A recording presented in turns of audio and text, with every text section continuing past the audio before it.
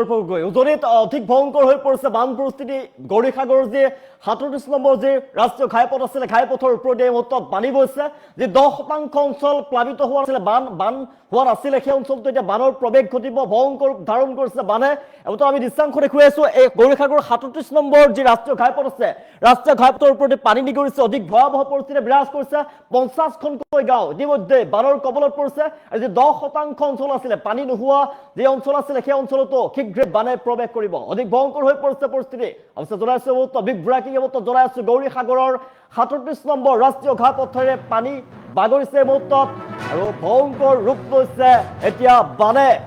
অধিক ভয়ংকৰ হৈ পৰিছে, বিপদজনক হৈ পৰিছে উজনিৰ বান পৰিস্থিতি। যিকোনো মুহূৰ্ততে বাকী ১০% যি অঞ্চল প্লাবিত হোৱা নাছিলে, বান হোৱা নাছিলে, এই ১০% অঞ্চলতো বানে প্ৰৱেশ কৰিব। যিকোনো মুহূৰ্তত ব্যাহত হ'ব উজনি নামনিৰ যাতায়াত ব্যৱস্থা। এমতত অধিক চিন্তিত হৈ পৰিছে অসমৰ জনতা, আতংকিত হৈ পৰিছে বানাক্ৰান্ত লোক। শিৱসাগৰৰ ৰাজাৰ মৌজা আৰু বাকী অঞ্চলত বানৰ প্ৰকোপ দেখিবলৈ পোৱা গৈছে। দিখৌ আৰু মিতং নদীত ভয়াৱহ ৰূপত বৃদ্ধি পাইছে জলপৃষ্ঠ। অধিক আতংকময় পৰিৱেশে বিৰাজ কৰিছে। আমি দৃশ্যাংশ দেখুৱাই আছো যে ৩৭ নম্বৰ ৰাষ্ট্ৰীয় ঘাইপথ আছিলে, সেই ঘাইপথৰ ওপৰেদি পানী বাগৰিছে। আৰু এনেদৰে পানী বৃদ্ধি পাই যদি গৈ থাকে, তেনেহ'লে বাকী যি ১০% অঞ্চল প্লাবিত হোৱা নাছিলে, পানী হোৱা নাছিলে, সেই অংশটো বান হোৱাৰ সম্ভাৱনা আছে। বান হ'ব, শীঘ্ৰেই বান হ'ব। গৌৰীসাগৰ ৩৭ নম্বৰ ৰাষ্ট্ৰীয় ঘাইপথৰ আমি দৃশ্যাংশ দেখুৱাই আছো। ঘাইপথৰ ওপৰেদি বাগৰিছে পানী, অধিক ভয়াৱহ হৈ পৰিছে বান পৰিস্থিতি। যিকোনো মুহূৰ্তত ব্যাহত হৈ পৰিব উজনি নামনিৰ যাতায়াত। দৃশ্যাংশ দেখুৱাই আছো, ভয়ংকৰ ধাৰণ কৰিছে উজনিত, ভয়ংকৰ বান পৰিস্থিতি বিৰাজ কৰিছে। গৌৰীসাগৰত ৩৭ নম্বৰ ৰাষ্ট্ৰীয় ঘাইপথৰ ওপৰেদি পানী বাগৰিছে, অধিক ভয়াৱহ পৰিস্থিতি বিৰাজ কৰিছে। ৫০ৰো অধিক গাঁও জলমগ্ন হৈ পৰিছে মুহূৰ্তত। ক্ৰমাৎ ভয়াৱহ ৰূপ ধাৰণ কৰিছে বান পৰিস্থিতি। অব্যাহত ধাৰাসাৰ বৰষুণ, দিখৌ মিতং নদীৰ জলপৃষ্ঠ দ্ৰুত গতিত বৃদ্ধি পোৱাৰ ফলত বিস্তীৰ্ণ অঞ্চল বানপানীত প্লাবিত হৈ পৰিছে মুহূৰ্তত।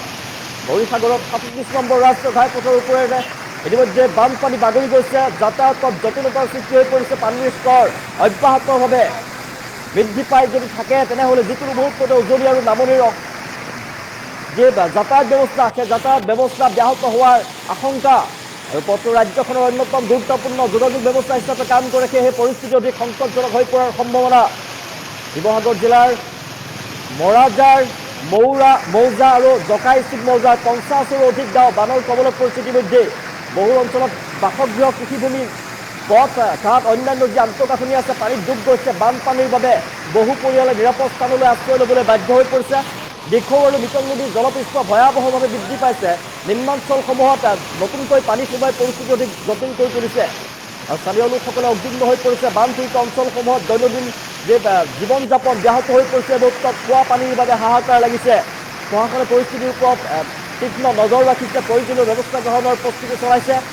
আনহাতে নদীসমূহৰ জলপৃষ্ঠ যদি বৃদ্ধি পায়, তেনেহ'লে আগন্তুক সময়ত বান পৰিস্থিতি অধিক অৱনতি ঘটাৰ আশংকা ওলাই কৰিব নোৱাৰে। আমি দৃশ্যাংশ দেখুৱাই আছো, ভয়ংকৰ ধাৰণ কৰিছে বতৰে।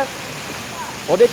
বৰষুণ দেখিবলৈ পোৱা গৈছে। ৰাজ্যৰ প্ৰান্তে প্ৰান্তে সাংঘাতিকভাৱে বৰষুণ, আৰু ক্ৰমাৎ বৃদ্ধি পাইছে বান পৰিস্থিতি, অধিক ভয়ংকৰ হৈ উঠিছে। আমি দৃশ্যাংশ দেখুৱাই আছো, গৌৰীসাগৰ ৩৭ নম্বৰ যি ৰাষ্ট্ৰীয় ঘাইপথ আছে, ঘাইপথৰ ওপৰেদি এই মুহূৰ্তত পানী বাগৰিছে। অধিক ভয়াৱহ হৈ পৰিছে পৰিস্থিতি। যিকোনো মুহূৰ্ততে ব্যাহত হৈ পৰিব উজনি নামনিৰ যাতায়াত ব্যৱস্থা। ইতিমধ্যে ৰেল যোগাযোগ ব্যাহত হৈ পৰিছে। কেইবাখনো ৰেল বাতিল হৈছে। ইতিমধ্যে যোগাযোগ ব্যৱস্থাত ব্যাঘাত জন্মিছে। মানুহৰ হাহাকাৰ অৱস্থাৰ সৃষ্টি হৈছে। পশুধন মানুহে হেৰুৱাই দিছে। লাখ লাখ টকা, কোটি কোটি টকাৰ সা সম্পত্তি মানুহে এৰি থৈ আহিছে, আৰু বান শিবিৰত আশ্ৰয় লৈছে। এতিয়া বন্যাত্মসকলৰ অৱস্থা বৰ্ণনাতীত। আপোনাক হয়তো বৰ্ণনা কৰি বুজাব নোৱাৰিম কেনে পৰিৱেশৰ সৃষ্টি হৈছে উজনিৰ ভয়ংকৰ ৰূপ লৈছে। আৰু বিভিন্ন প্ৰান্তত এই মুহূৰ্তত কিন্তু মুষলধাৰ বৰষুণ অব্যাহত আছে। ৰাজ্যৰ বিভিন্ন প্ৰান্তত এই মুহূৰ্তত প্ৰচণ্ড বৰষুণ আহিছে। আৰু এনেদৰে যদি বৰষুণ অব্যাহত থাকে, তেনেহ'লে সমগ্ৰ অসম জলমগ্ন হৈ পৰিব। কিয়নো ৩খনকৈ জিলাত বতৰ বিজ্ঞান কেন্দ্ৰৰ ফালৰ পৰা এলাৰ্ট জাৰি কৰা হৈছে। ৩ দিন ধৰি মুষলধাৰ বৰষুণ হ'ব। অৰুণাচল, মেঘালয়, অসমতো বৰষুণ হ'ব। তাৰ ফলতে জলমগ্ন যিসমূহ অঞ্চল নাছিলে, সেইসমূহতো বান অহাৰ সম্ভাৱনা ওলাই কৰিব নোৱাৰি। গৌৰীসাগৰ ৩৭ নম্বৰ ৰাষ্ট্ৰীয় ঘাইপথৰ আমি দৃশ্যাংশ দেখুৱাই আছো। ইতিমধ্যে বানাক্ৰান্ত লোকসকলে পথৰ কাষতে আশ্ৰয় লোৱা দেখিবলৈ পোৱা গৈছে। ৰাজপথৰ কাষত তেওঁলোকে শিবিৰ পাতি বাস কৰিছে। এনেদৰে নিশাটো কেনেদৰে পাৰ কৰিবলগীয়া পৰিৱেশৰ সৃষ্টি হৈছে। চিন্তিত হৈ পৰিছে অসমৰ জনতা। যিকোনো মুহূৰ্ততে ব্যাহত হৈ পৰিব উজনি আৰু নামনিৰ যাতায়াত ব্যৱস্থা। দৃশ্যাংশ দেখুৱাই আছো, ভয়ংকৰ ধাৰণ কৰিছে বতৰে। দিখৌ আৰু মিতং নদীৰ জলপৃষ্ঠ ভয়াৱহভাৱে বৃদ্ধি পাইছে। নিম্নাঞ্চল যি নিম্নাঞ্চলসমূহ যি আছে নতুনকৈ পানী সোমাই পৰিস্থিতি অধিক জটিল কৰি তুলিছে আৰু স্থানীয় লোকসকলে উদ্বিগ্ন হৈ পৰিছে বানপীড়িত অঞ্চলসমূহত দৈনন্দিন জীৱন যাপন ব্যাহত হৈ পৰিছে অনাহাৰে অনিদ্ৰাৰে এই মুহূৰ্তত উজনিৰ জনতাই সময় পাৰ কৰিবলগীয়া পৰিৱেশৰ সৃষ্টি হৈছে যিমান পাৰে অসম চৰকাৰৰ ফালৰ পৰা অসমৰ সেনা বায়ুসেনা বাহিনীয়ে উদ্ধাৰ অভিযান অব্যাহত ৰাখিছে উদ্ধাৰকাৰী দলে উদ্ধাৰ অভিযান অব্যাহত ৰাখিছে সকলোকে উদ্ধাৰ কৰিছে কিন্তু তাৰ মাজতো বহুতো লোকৰ মৃত্যুৰ খবৰ আহি পৰিছে অতি দুখজনক ঘটনা উজনিত এনে বান হ'ব বুলি কোনেও কল্পনা কৰিব পৰা নাছিলে মন জিলাত নাগালেণ্ডত সাংঘাতিকভাৱে বৰষুণ দিছিলে ডাৱৰ বিস্ফোৰণ হৈছিলে তাৰ ফলতে জলমগ্ন হৈ পৰিছে এতিয়া উজনিত আৰু অসমৰ প্ৰান্তে প্ৰান্তে মুষলধাৰ বৰষুণ অসমত হোৱা বৰষুণৰ বাবে আৰু নাগালেণ্ডৰ মন জিলাত হোৱা ধাৰাসাৰ বৰষুণ আৰু যি ডাৱৰ বিস্ফোৰণ হৈছিলে ডাৱৰ বিস্ফোৰণৰ ফলতে উজনি জলমগ্ন হৈ পৰিছে কেইবাটাও ডিষ্ট্ৰিক্ট এই মুহূৰ্তত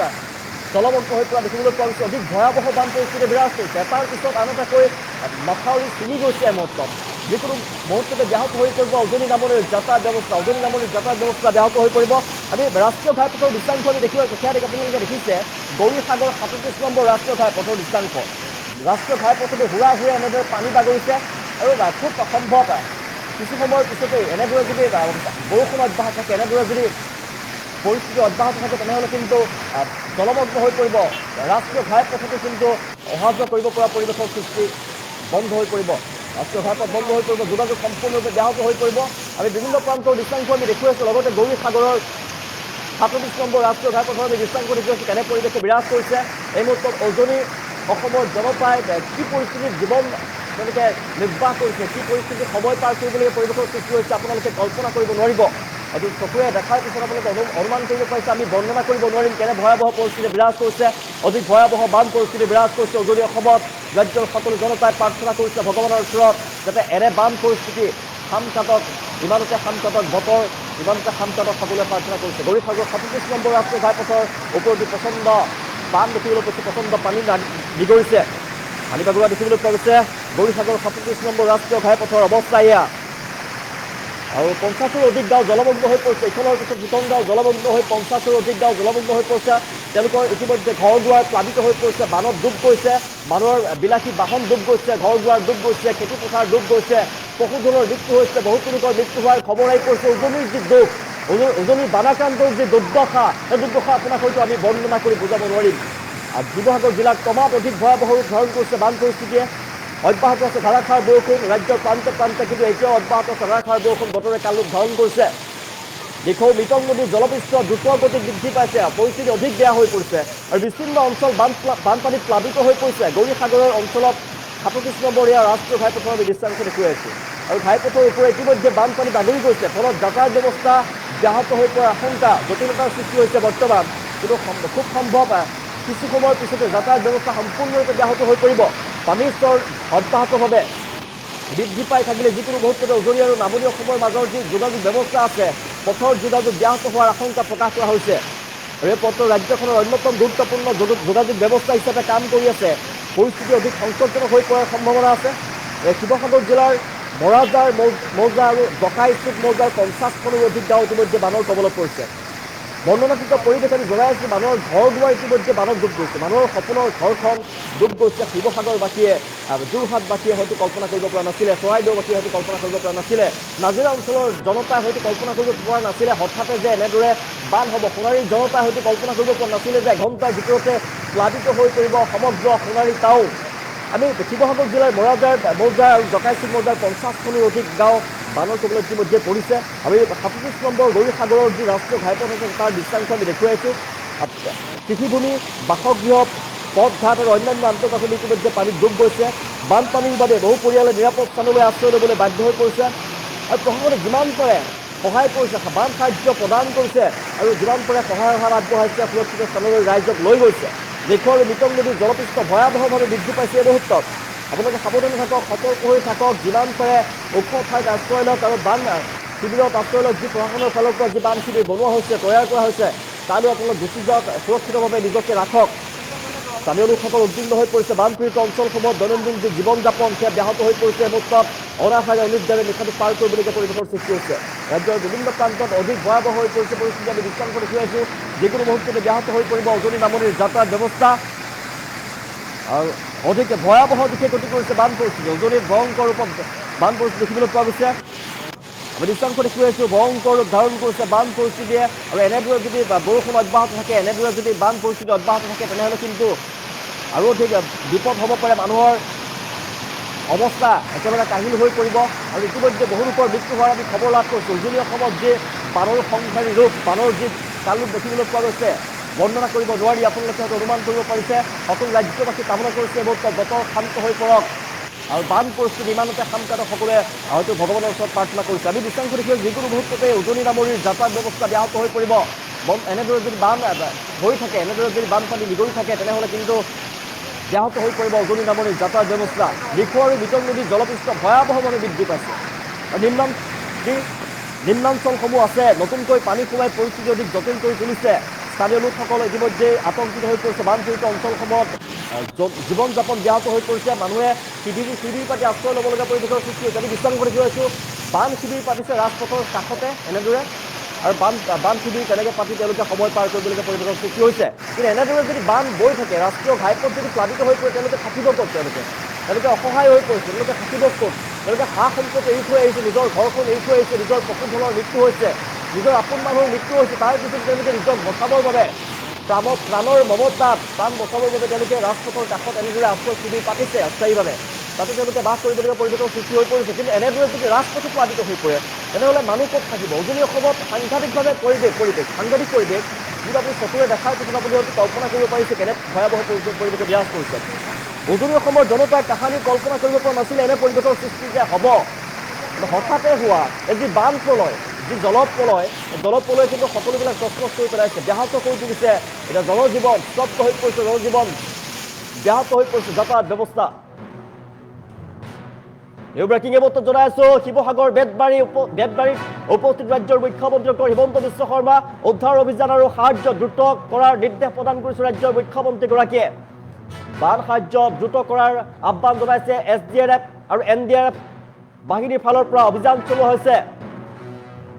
স্পীড বোটৰ জৰিয়তে বান পৰিস্থিতি বুজ লৈছে মুখ্যমন্ত্ৰীগৰাকীয়ে এতিয়া উজনিৰ বান পৰিস্থিতিৰ বুজ লোৱা দেখিবলৈ পোৱা গৈছে শিৱসাগৰ বেতবাৰীত উপস্থিত হৈছে ৰাজ্যৰ মুখ্যমন্ত্ৰী ডক্টৰ হিমন্ত বিশ্ব শৰ্মা বেতবাৰীত উপস্থিত হৈ বান পৰিস্থিতিৰ বুজ লৈছে ৰাজ্যৰ মুখ্যমন্ত্ৰীগৰাকীয়ে আমি দৃশ্যাংশ দেখুৱাই আছোঁ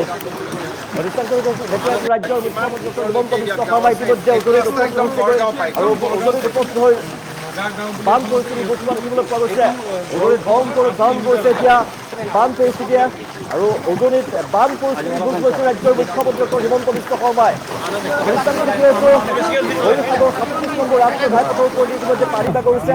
বাকী যি 10% অঞ্চল পানী হোৱা নাছিলে সেই অঞ্চলটো পানী হ'ব উজনিৰ পৰিৱেশ আমি দেখুৱাই আছোঁ আৰু বোটত উঠি এনেদৰে ৰাজ্যৰ মুখ্যমন্ত্ৰী ডক্টৰ হিমন্ত বিশ্ব শৰ্মাই বান পৰিস্থিতিৰ বুজ লৈছে আৰু SDRF NDRF বাহিনীক নিৰ্দেশ প্ৰদান কৰিছে বানপীড়িত অঞ্চলত যাতে কোনো লোকৰ যাতে কোনো ধৰণৰ অপায় মংগল নহয় তেওঁলোকক যাতে তৎকালীনভাৱে উদ্ধাৰ কৰিব পাৰে তাৰ বাবে নিৰ্দেশ প্ৰদান কৰিছে আৰু বান সাহায্য প্ৰদান কৰাৰ বাবে নিৰ্দেশ প্ৰদান কৰিছে ৰাজ্যৰ মুখ্যমন্ত্ৰী ডক্টৰ হিমন্ত বিশ্ব শৰ্মাই আমি দৃশ্যাংশ দেখিছোঁ বানপীড়িত অঞ্চলৰ বুজ লৈছে ৰাজ্যৰ মুখ্যমন্ত্ৰীগৰাকীয়ে বানপীড়িত অঞ্চলৰ বুজ লৈছে উজনিত ৰাজ্যৰ মুখ্যমন্ত্ৰী ডক্টৰ হিমন্ত বিশ্ব শৰ্মা আৰু তেওঁ উপস্থিত হৈ বানপীড়িত অঞ্চলৰ বুজ লৈছে ক্ষয় ক্ষতিৰ পৰিমাণ বুজ লৈছে ৰাজ্যৰ মুখ্যমন্ত্ৰীগৰাকীয়ে আমি দৃশ্যাংশ দেখুৱাই আছোঁ ৰাজ্যৰ মুখ্যমন্ত্ৰীগৰাকীয়ে বান পৰিস্থিতিৰ বুজ লোৱা দেখিবলৈ পোৱা গৈছে শিৱসাগৰ বেতবাৰীত উপস্থিত ৰাজ্যৰ মুখ্যমন্ত্ৰী ডক্টৰ হিমন্ত বিশ্ব শৰ্মা উদ্ধাৰ অভিযান আৰু সাহায্য দ্ৰুত কৰাৰ নিৰ্দেশ প্ৰদান কৰিছে মুখ্যমন্ত্ৰীগৰাকীয়ে NDRF আৰু SDRF ইতিমধ্যে অভিযান চলাই আছে স্পীড বোটৰ জৰিয়তে বান পৰিস্থিতি বুজ লৈছে মুখ্যমন্ত্ৰীগৰাকীয়ে আমি পুনৰবাৰ দেখুৱাইছোঁ বান পৰিস্থিতি অধিক ভয়াৱহ হৈ উঠিছে 37 নম্বৰ যি ৰাষ্ট্ৰীয় ঘাইপথ আছে ঘাইপথৰ ওপৰেদি ঘূৰা পানী বাগৰিছে এই মুহূৰ্তত আৰু যদি এনেদৰে পানী বাগৰি থাকে তেনেহ'লে কিন্তু খুব কম সময়ৰ ভিতৰতে উজনি আৰু নামনিৰ যাতায়াত ব্যৱস্থা ব্যাহত হৈ পৰিব ৰাজপথৰ কাষতো যিহেতু অস্থায়ীভাৱে শিবিৰ পাতি মানুহে থাকিবলগীয়া পৰিৱেশৰ সৃষ্টি হৈছে নিশাটো তেনেদৰে কটাইছে কিন্তু এনেদৰে যদি বান পৰিস্থিতি হয় মানুহৰ থাকিবলৈ ঠাই নাইকিয়া হ'ব আপোনালোকে অনুভৱ কৰক কিমান ভয়ংকৰ পৰিস্থিতি বিৰাজ কৰিছে উজনিত আপোনালোকে হয়তো কল্পনা কৰিব নোৱাৰিব বৰিশাগৰ 37 নম্বৰ ৰাষ্ট্ৰীয় ঘাইপথৰ ওপৰেদি পানী বাগৰিছে অধিক ভয়াৱহ হৈ পৰিছে বান পৰিস্থিতি যিকোনো মুহূৰ্তত ব্যাহত হৈ পৰিব উজনি নামনিৰ যাতায়াত ব্যৱস্থা শিৱসাগৰ মৰাজাৰ মৌজা আৰু ডকাইচি মৌজাৰ 50ৰো অধিক গাঁও ইতিমধ্যে বানৰ কবলত পৰিছে দিখৌ আৰু মিতং নদী ভয়াৱহ ৰূপত বৃদ্ধি পাইছে জলপৃষ্ঠ এটাৰ পিছত আৰু এটাকৈ মাথাউৰি ছিগি গৈছে এই মুহূৰ্তত কোনেও কাহিনী কল্পনা কৰিব নোৱাৰা পৰিৱেশৰ সৃষ্টি হৈ পৰিছে আৰু আমি দৃশ্যাংশ দেখি আছোঁ ভয়ংকৰ ৰূপত বৃদ্ধি পাইছে বান পৰিস্থিতি আৰু বান পৰিস্থিতি অধিক বৃদ্ধি পোৱাৰ ফলতে এতিয়া জনজীৱন বিপদগ্ৰস্ত হৈ উঠিছে আৰু ভয়াৱহ বান পৰিস্থিতি আমি হয়তো বৰ্ণনা কৰিব নোৱাৰিম আপোনালোকে অনুমান কৰক কিমান ভয়ংকৰ হ'ব পাৰে শিৱসাগৰ জিলাত ক্ৰমাৎ অধিক জটিল আৰু ভয়াৱহ ৰূপ ধাৰণ কৰিছে বান পৰিস্থিতিয়ে পৰা সন্ধিয়া 6 বজাৰ পৰা আমি একেবাৰে মানে উপসীমাৰ বাহিৰত আছো মানে শৰীৰ আৰু প্ৰাণহে আছে আমাৰ মানে মাত্ৰ পিন্ধিবলৈ কাপোৰ এডোখৰ লৈ আহিছো বাকী আমাৰ যি যাৱতীয় বস্তু আছিলে সেইবিলাক আমি চব তাতে এৰি থৈ আহিছো মানে যেনে তেনে উঠি আহি ইয়াত পাইছো বৰ্তমান এতিয়ালৈকে চৰকাৰী সাহায্য হিচাপে আমি একো পোৱা নাই পাম বুলি আশা কৰিছো আৰু মুখ্যমন্ত্ৰী ডাঙৰীয়ালৈ এতিয়া অনুৰোধ আমাৰ ল'ৰা ছোৱালী পঢ়া ল'ৰা ছোৱালী আছে বিশেষকে আমাৰ এতিয়া আমি দিনত আমি এনেকে ৰ'দতে থাকি যাম কিন্তু বৰষুণ দিলে আমি ল'ৰা ছোৱালীৰ সৈতে আমি কেনেকে কটাম গতিকেলৈ আমাৰ এখন পালৰ বেছি প্ৰয়োজন আৰু অকণমান বস্ত্ৰ যদি দিয়ে অকণমান খাদ্য যদি দিয়ে আমি মানে বাচি থাকিম বুলি আশা কৰিছো তিৰপাল নাই কেনেকে মানে আমি কালি যোৱা ৰাতি আহিছো এয়াই দেখিছে নহয় আমাৰ মুকলি অৱস্থাত এয়া কেনেকে আছো ল'ৰা ছোৱালীক সেয়া ছাঁত থাকিবলৈ মানে পঠিয়াই দিছো কাৰণ ক্লাছ 10ৰ ল'ৰা হাই ছেকেণ্ডেৰী ছোৱালী গতিকেলৈ কিতাপ পত্ৰ আমি সম্পূৰ্ণ ঘৰতে বাদ দি দিছো সেইবিলাক প্ৰশাসনৰ লোক এতিয়ালৈকে বৰ্তমান নাই আমাৰ কিন্তু গাঁও পঞ্চায়তৰ আমাৰ প্ৰেচিডেণ্টে আমাক বৰ্তমান খোৱা পানী তাৰপৰা বিস্কুটৰ পেকেট এইখিনি কিন্তু যোগান ধৰিছে আৰু গাঁওবুঢ়াই ৰাতি অলপ অন্ন আনি দিছেহি চব এৰি থৈ আহিছো গৰু ছাগলী হাঁহ কুকুৰা ল'ৰা ছোৱালী কিতাপ পত্ৰ পৰ্যন্ত এৰি থৈ আহিছো প্ৰশাসনক মানে কি আহ্বান জনাম এতিয়াও গাঁৱত বহুত মানুহ আবদ্ধ হৈ আছে সেই তেওঁলোকক যাতে মানে উদ্ধাৰ কৰি আনি ৰাস্তাত মানে পোৱাহি কাৰণ সৰু সৰু ল'ৰা ছোৱালীও আছে বুঢ়া বুঢ়ী মানুহ আছে প্ৰায় 8মান বজাত এগৰাকী 97 ইয়াৰ্ছৰ মানে আইতা এগৰাকীক আনিবলৈ আমি কান্দিবলগীয়া হৈছে লাষ্টত এখন ভূৰ প্ৰস্তুত কৰি আজি ৰাতিপুৱা তেওঁক অনা হৈছে আৰু সেই তেখেতৰ বোৱাৰীৰ নাম হৈছে বৰ্ণালী বৰুৱা আমাৰ বৰ্ণালী বৰুৱা বুলি ক'লে তেওঁক মানে চিনি পোৱা কোনো নাই কিন্তু তেওঁ কান্দি কান্দি মানে ভৰিয়ে হাতে ধৰিবলগীয়া হৈছে মানে তেওঁ আইতাগৰাকীক আনিবলৈ যাবলৈ নিজৰ প্ৰাণটো আনি মানে ঘূৰি আহিব নাই চিন্তা কৰিছে আইতাজনীক কেনেকে আনিম তেনেকুৱা বুলি চিন্তা কৰিছে আনহে লাগে ঠাণ্ডা পানীত পোৱা নাই অখিল নাই ভোটটো বিচাৰিব সময়তে আইতা নমস্কাৰ ভোটটো দিব দেই আমাক দিব আমুকটো দিম তামুকটো কৰি এই ৰাস্তাটো গোটেই একেবাৰে একদম বোকা মেখেলা দাঙি দাঙি খোজকাঢ়িব লাগিব আজিলৈকে ৰাস্তাটো হোৱা নাই কি ঠাই আপোনালোকৰ দেখোন আমাৰ 4-12টি গাঁও বিধায়ক কোন বিধায়ক অখিল গগৈ দেখিছে নাই কেল নাই দেখা এনেকে ভোট দিব যাওঁতে যায় তেতিয়া দেখিছো ঘৰলে নাই এতিয়া পদাপন নাই এতিয়া কি বিচাৰে এতিয়া আমি অনেক সাহায্য বিচাৰো আমাৰ ঘৰৰ গোটেই বিচনা পত্ৰ চব নিলে কাপোৰ কানি চব নিলে আমি এতিয়া ঘৰত গৈ কি ক'ত শুমগে শুবলৈ আমাৰ বিচনা এখন নাই আমাৰ খেতি পথাৰ নাই কঠীয়া পাৰিলো সেইবোৰ উঠিলে তাৰপিছতে বিচনা পত্ৰবোৰ লেপ তুলি চবটো চফাই এতিয়া আমি ঘৰত সোমাবলৈ আমাৰ সুবিধা নাই অখিলক নাই দেখা দেই আজিলৈকে দেখা নাই আমি অখিলক আৰু আমি কাপোৰ এটা উলিয়াব নাপালো পিন্ধিবলৈ আমি এতিয়া আমি পিন্ধিবলৈ কষ্টত আছো সেইবাৰ আমি একেযোৰকে পিন্ধি আছো বহুত কষ্টত আছো আমি ঠাণ্ডা পানী অকণো পোৱা নাই তেওঁৰ ঘৰৰ পৰা অসুবিধা আমি মানে চব ফালৰ পৰাই পাইছোঁ কাৰণ থাকিবলৈ ঠাইডোখৰ পাইছোঁ খোৱা বোৱা কোনো মানে আমাৰ হেৰি নাই লিমিট নাই এতিয়া আমি লোকৰ হেৰিয়াতহে খাবলৈ লৈছোঁ আমি আগতে ভাবিছিলোঁ বিধায়ক আহিব আমাক সহায় অকণ কৰিব কোন সমষ্টি আমি শিৱসাগৰ সমষ্টি বুলি কৈছোঁ বাৰু অখিল গগৈ আকৌ তেওঁতো আমাৰ ওচৰত আহিব পাৰে কিবা এটা দেখা এটা কৰিব পাৰে মানুহখিনি কিমান সুবিধাত আছে অসুবিধাত আছে তেওঁতো এতিয়ালৈকে একো কৰাই নাই